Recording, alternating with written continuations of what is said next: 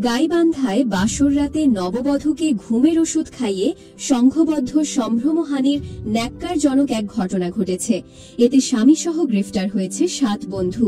যে হাতে মেহেদির আলপনা, যে চোখে নতুন জীবনের হাজারো রঙিন স্বপ্ন, সেই হাত আর চোখই সাক্ষী হল এমন নির্মম ও বর্বরচিত অধ্যায়ের। বিয়ের পবিত্র বন্ধনকে কলঙ্কিত করে গাইবান্ধার সাঘাটা উপজেলায় বাসর রাতেই ওই নববধূকে ঘুমের ওষুধ খাইয়ে দলবদ্ধ সম্ভ্রমহানির অভিযোগ উঠেছে তার স্বামী ও বন্ধুদের বিরুদ্ধে।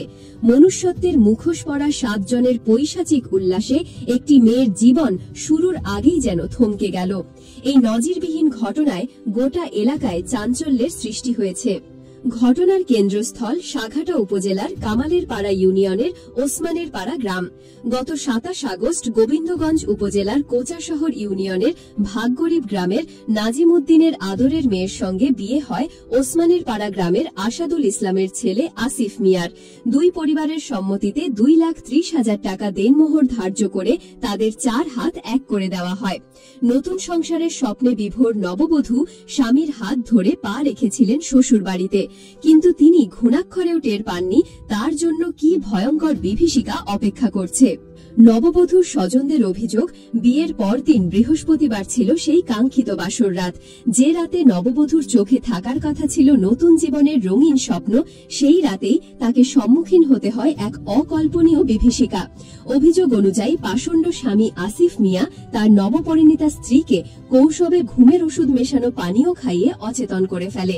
এরপর সে তার 6 বন্ধুকে ডেকে আনে এবং সারা রাত ধরে চলে পাশবিক নিপীড়ন ও দলবদ্ধ সম্ভ্রমহানি। সারা রাত ধরে 7 জনের নিপীড়নে নববধূর শরীর ক্ষতবিক্ষত হয়।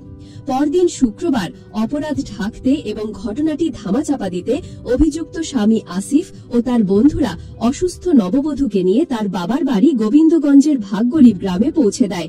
কিন্তু সেখানে পৌঁছানোর পরই ওই নারী গুরুতর অসুস্থ হয়ে পড়েন।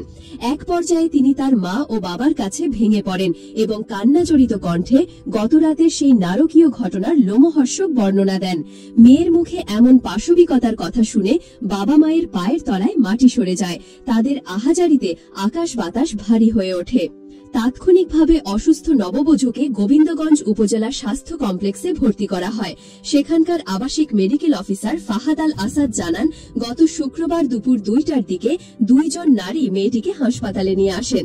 তার শরীরে সম্ভ্রমহানি ও পাশবিক নিপীড়নের সুস্পষ্ট আলামত পাওয়া গিয়েছে।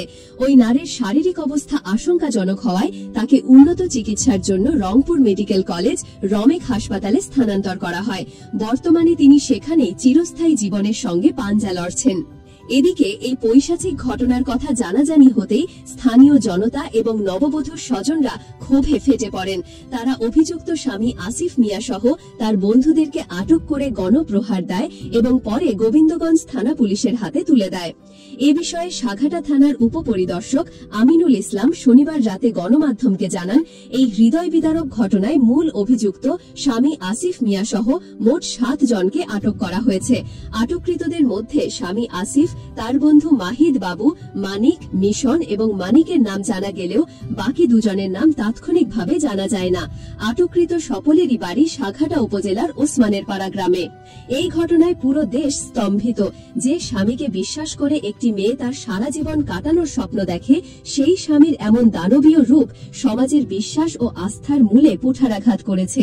এলাকাবাসী ও সুশীল সমাজের প্রতিনিধিরা এই পাশবিক ঘটনায় জড়িতদের দৃষ্টিমূলক শাস্তির দাবি জানিয়েছেন, যাতে ভবিষ্যতে আর কোনো ব্যক্তি এমন অপরাধ করার সাহস না পায়।